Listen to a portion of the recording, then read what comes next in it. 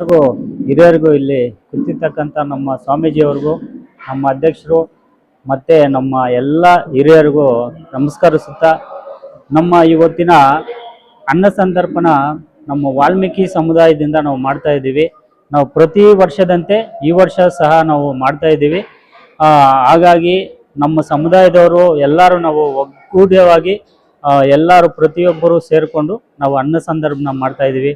ಹಾಗೆ ನಮ್ಮ ವಾಲ್ಮೀಕಿ ಭವನದಲ್ಲಿ ನಾವು ಪ್ರತಿ ವರ್ಷ ಮಾಡ್ತಾ ಇದ್ವಿ. ಈ ವರ್ಷ ನಮಗೆ ತಕ್ಕ ಮಟ್ಟಕ್ಕೆ ಒಂದು ಸ್ವಲ್ಪ ಅನುಕೂಲ ಆಗಿದೆ.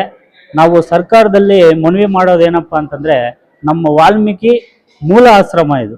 ಈ ಮೂಲ ಆಶ್ರಮ ಆಗಿರೋದ್ರಿಂದ ನಮಗೆ ಇನ್ನೂ ಸ್ವಲ್ಪ ಅನುದಾನ ಹೆಚ್ಚಾಗಿ ಕೊಟ್ಟು ಇನ್ನೊಂದು ಫ್ಲೋರನ್ನು ನಮಗೆ ಅನುಕೂಲ ಮಾಡಿಕೊಟ್ರೆ ಇನ್ನೂ ಮುಂದಕ್ಕೆ ನಾವು ಇನ್ನೂ ಸ್ವಲ್ಪ ಹೆಚ್ಚಾಗಿ ನಾವು ಇದು ಮಾಡ್ತೀವಿ.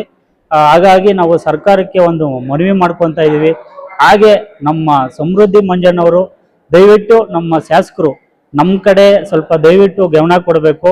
ನಮ್ಮ ವಾಲ್ಮೀಕಿ ಭವನ ಇಲ್ಲಾಗಿದೆ, ಮತ್ತು ಟೌನಲ್ಲೂ ಸಮೇತ ನಮ್ಮದು ಸ್ಟಾಫ್ ಆಗಿದೆ. ಅದ್ರ ಬಗ್ಗೆನೂ ಸಹ ನಮ್ಮ ಸಮೃದ್ಧಿ ಮಂಜಣ್ಣವರು ನಮಗೆ ಆದಷ್ಟು ಒಂದು ಸ್ವಲ್ಪ ಅನುಕೂಲ ಮಾಡಿಕೊಡ್ಬೇಕು ಅಂತೇಳಿ ಅವರಲ್ಲಿ ನಾವು ಬೇಡ್ಕೊತಾ ಇದ್ದೀವಿ.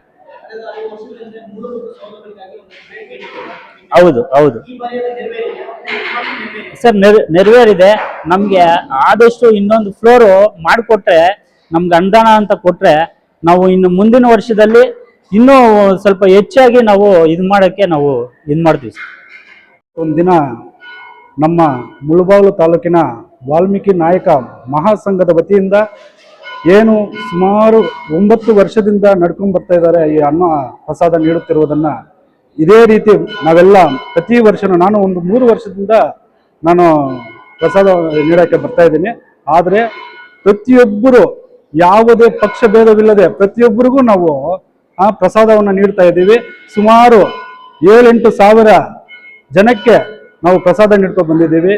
ಇದೇ ರೀತಿ ನಾವು ನಮ್ಮ ಅಧ್ಯಕ್ಷರ ಒಂದು ನೆರವಿನಿಂದ ಇನ್ನು ಮುಂದಿನ ವರ್ಷ ಮತ್ತೆ ನಮ್ಮ ಸಂಘದ ವತಿಯಿಂದ ಮತ್ತೆ ಅಧ್ಯಕ್ಷರು, ಕಾರ್ಯದರ್ಶಿಗಳು, ಮುಖಂಡರ ಒಂದು ಸಹಯೋಗದಲ್ಲಿ ನಾವು ಮುಂದಿನ ವರ್ಷ ಇನ್ನೂ ಒಂದು ಸಂಖ್ಯೆಯನ್ನು ಹೆಚ್ಚಿಸುತ್ತಾ ಒಂದು 10 ಸಾವಿರ ಒಂದು ಜನಕ್ಕಾದರೂ ಇನ್ನೂ ಮುಂದಿನ ವರ್ಷಗಳಲ್ಲಿ ನಡೆಸಿಕೊಳ್ತೀವಿ ಅಂತ ಹೇಳ್ತಾ ನನ್ನ ಒಂದು 2 ಮಾತನ್ನು ಮುಗಿಸ್ತೇನೆ. ಅದೇ ರೀತಿ ನಮ್ಮ ಒಂದು ಮಹಾಸಂಘದ ವತಿಯಿಂದ ನಮ್ಮ ಸಂಘದ ವತಿಯಿಂದ ಸುಮಾರು ಒಂದು ಕೊಡುಗೆಗಳನ್ನ ಕೊಡ್ತಾ ಇದ್ದಾರೆ. ನಮ್ಮ ಅಧ್ಯಕ್ಷರಾಗಿರ್ಬೋದು, ನಮ್ಮ ಕಾರ್ಯದರ್ಶಿಗಳಾಗಿರ್ಬೋದು, ಏನೇ ಆಗಿರಲಿ, ಒಂದು ಭವನಕ್ಕಾಗಿರ್ಬೋದು, ಎಲ್ಲಾನು ನಡ್ಕೊಂಡು ಬರ್ತದೆ. ಇದಕ್ಕೆ ನಮ್ಮ ಅಧಿಕಾರಿಗಳು ಮತ್ತೆ ನಮ್ಮ ಒಂದು ನಾಯಕರಾಗಿರ್ಬೋದು ಪ್ರತಿಯೊಬ್ಬರು ಇದನ್ನ ಯೋಚನೆ ಮಾಡಿ ನಮಗೊಂದು ಭವನ ಮಾಡಿಕೊಡ್ಬೇಕು ಅಂತ ನನ್ನ ಒಂದು ಮನವಿ ಆಗಿದೆ, ಚಿಕ್ಕ ಮನವಿ.